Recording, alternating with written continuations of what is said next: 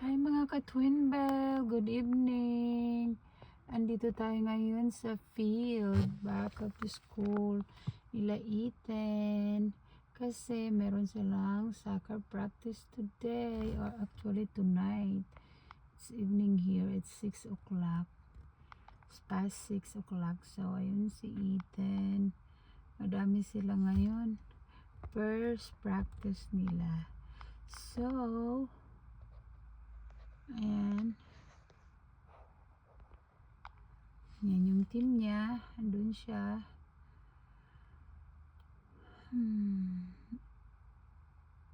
Sana maganda yung game nila this time, this year. Kasi nagsama-sama na silang lahat. One team lang sila ngayon.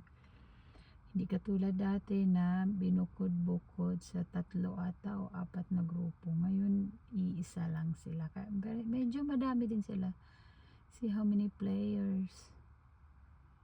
Yan sila.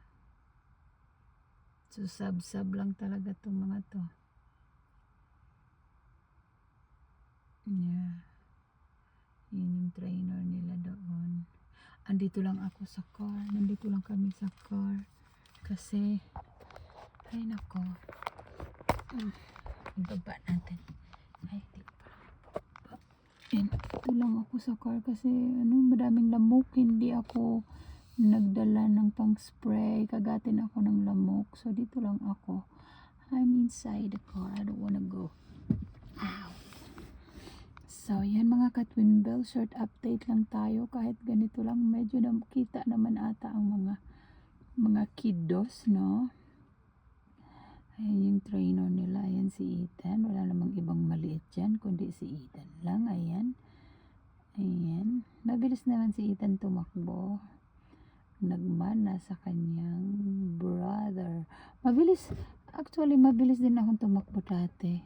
Nagkaroon lang ako ng injured leg, kaya pag ano ko, kaya ang nangyari natikangkang.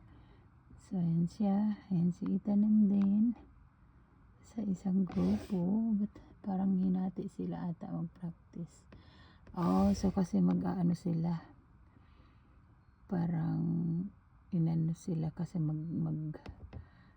parang maglalaro ibang team, so hinati sila sa dalawa. So anyway mga ka-Twin Bell, dyan lang muna kayo. Saka na yung mga sweldo ninyo, andyan lang yan. So eto ako, hindi ako pumasok sa shop ko today kasi sobrang busy ko talaga. So ayan lang muna mga ka-Twin Bell, ha.